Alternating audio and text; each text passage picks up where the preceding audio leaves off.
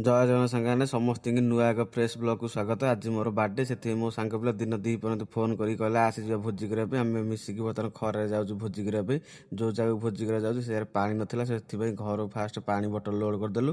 ତାପରେ ହଣ୍ଡାରେ ମଧ୍ୟ କିଛି ପାଣି ଧରିଦେଲୁ। ଆମେ ଆଗରେ ବାଦଲର ବର୍ତ୍ତମାନ ଚାଲିଲୁ। ଆମ ପଛରେ ଚିଣ୍ଟୁ ମଧ୍ୟ ପାଣି ଧରିକି ଆସିଥିଲା। ସିଏ ଦେଖନ୍ତୁ ବାଟରେ ଗୋଟେ ଝୁଣ୍ଟିକି ପଡ଼ିକି କେମିତି ତା ଅବସ୍ଥା ହେଇଛି। ତାପରେ ଆମର ସବୁ ପିଲା ଆମେ ମିଶିକି ଆମର ଯାହା ଜିନିଷପତ୍ର ଦରକାର ଆମେ ଯେଉଁ ଜାଗାରେ ଭୋଜି କରୁ ସେ ଜାଗାରେ ଆସି ପହଞ୍ଚିଲୁ। ଟିକେ କହିବେ କମେଣ୍ଟ କରିକି ଏ ଜାଗାରେ କେମିତି ଲାଗୁଛି। ସାଙ୍ଗମାନେ ଖାଲି ଟିକେ ଦେଖିଦିଅନ୍ତୁ କୋଉ ଜାଗାରେ ଆଜି ଆମର ଭୋଜିଟା ହଉଛି। ଦେଖନ୍ତୁ ଭିଉଟା ଟିକେ ଦେଖନ୍ତୁ, ଚାରିପଟେ ପୁରା ବିଲ, ଏପଟେ ଗାଈ ଦେଖନ୍ତୁ କେମିତି ଚରୁଛନ୍ତି, ପୁରା ଘାସ ଚରୁଛନ୍ତି ଗାଈ।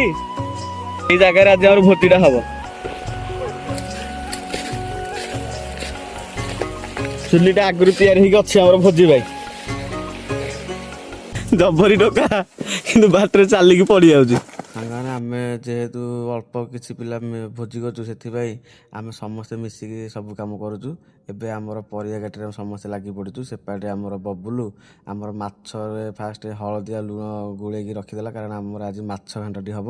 ତା ଭିତରେ ଆସିଯାଇଥିଲା ଆମର ଗୋଟେ ଥମ୍ସଅପ୍ ଟିକେ ପିଇବା, ମଜାମସ୍ତି ଟିକେ କରିବା। ଦ୍ୱିପହରଟା ଖରା ସମୟ, ଥଣ୍ଡା ପିଇକି ଆରାମସେ ବସିକି କାମ କରିବା। ଏପଟେ ଆମର ରୋଷେଇଆରେ ଲାଗି ପଡ଼ିଛନ୍ତି ବବୁଲ ଗୋଟେ ଭଲ ରୋଷେଇଆ। ତା ଭିତରେ ଆମର ଆସିଯାଇଥିଲେ ଆମର ଆଉ ଏକ ସହଯୋଗୀ ଆମ ଭୋଜିରେ ମିଶି ଯାଇଥିଲେ। ଆମେ ସମସ୍ତେ ଏକାଠି ହେଇଗଲା ପରେ ଆମର ଟିକେ ଖଟି ଚାଲିଥିଲା। କୋଉ ବିଷୟରେ ଆଲୋଚନା ହେଉଛି ଆପଣ ଟିକେ ଶୁଣନ୍ତୁ। ସିନା ପଳେଇବ ଚେନ୍ନାଇ କଥା ମିଛ ବୁଲି ଯା। କଣ କହିଲୁ? ରାଜସ୍ଥାନ ସିନା ପଳେଇବ ଚେନ୍ନାଇ କଥା ବୁଲି ଯା। ବୁଲାଇ ଘରେ ଟିକେ ବସିକି କଥାବାର୍ତ୍ତା ହେଲା ପରେ ବବୁଲ କହିଲା କି ଆମର ଘାଣ୍ଟ ପୁରା ରେଡ଼ି। ଏବେ ମୋର ବର୍ତ୍ତମାନ କେକ୍ କଟା ପ୍ରୋଗ୍ରାମ ଆରମ୍ଭ ହେଇଗଲା। ଯେହେତୁ ମୋର ବାର୍ଥଡେ, ମୋ ସାଙ୍ଗ ପିଲା ସିଏ ଗୋଟେ କେକ୍ କାଟିବା ପାଇଁ ପ୍ରୋଗ୍ରାମ ରଖିଥିଲେ। ସିଏ ତାଙ୍କର ଯାଇ କେକ୍ କଟା ଆଣିଲେ। ଏପାଟେ ଦେଖନ୍ତୁ ବବୁଲ ଆମର ଯେଉଁ ସର୍ଟଟି ଲଗେଇଲା, କେମିତି ଏଇ ସର୍ଟଟି ମାନେ ନିଆଁ ଲଗେଇଲାକୁ ସାଙ୍ଗେ ସେ ଉଠିକି ତା ମୁହଁକୁ ପଳେଇ ଆସିଲା। ଆପଣ ଯେଉଁମାନେ ବି ଏଇ ନିଆଁଟା ଏଇ ସର୍ଟଟା ବ୍ୟବହାର କରୁଛନ୍ତି ଟିକେ ଦେଖିକି ବ୍ୟବହାର କରିବେ, ନ ବ୍ୟବହାରଟା କରିବାଟା ବି ଭଲ। ତାପରେ ଆମର କେକ୍ କଟା କାର୍ଯ୍ୟକ୍ରମ ଆରମ୍ଭ ହେଇଥିଲା।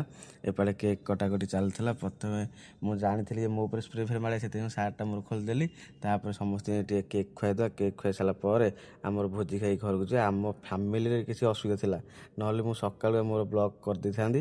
ମୁଁ ଭାବିଥିଲି ଆଜି କେକ୍ କଟାକଟି କିଛି କରିବାନି, ସେଥିପାଇଁ ମୁଁ ସକାଳୁ ବ୍ଲଗ୍ ଷ୍ଟାର୍ଟ କରିନଥିଲି। ଏବେ ମୋ ସାଙ୍ଗ ପିଲା ବାଧ୍ୟ କରିବାରୁ ମୁଁ ସାଙ୍ଗ ହେଇକି ଆସିଲି।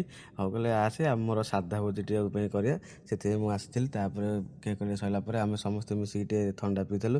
ଥଣ୍ଡା ପିଇ ସାରିଲା ପରେ ଆମେ ବସି ପଡ଼ିଥିଲୁ ଖାଇବା ପାଇଁ। ସେମାନେ ତାଙ୍କର ଭାତ ଘାଣ୍ଟ ସାଲାଡ଼ ବର୍ତ୍ତମାନ ବସି ପଡ଼ିଲେ ଖାଇବା ପାଇଁ। ଏପାଟେ ଦେଖନ୍ତୁ ମୁଁ ମୋର ସାଧା ଏପାଟେ ରଖିଦେଇଥିଲି, ମୋର ସାଧା ଖାଇବା। ଆମର ଅସୁବିଧା ଅଛି, ସେଥିପାଇଁ ଆଇଁଷ ଖିଆ ହେବନି। ମୁଁ ଭାତ ଆଉ ସାଧା ଘାଣ୍ଟ ଏବଂ ସାଲାଡ଼ ଖାଇଦେଲି। ଯଦି ମୋ ବ୍ଲଗ୍ଟି ଭଲ ଲାଗୁଛି ଭିଡ଼ିଓ ଲାଇକ୍ ସେୟାର ଏବଂ ଚ୍ୟାନେଲ ସବସ୍କ୍ରାଇବ୍ କରନ୍ତୁ।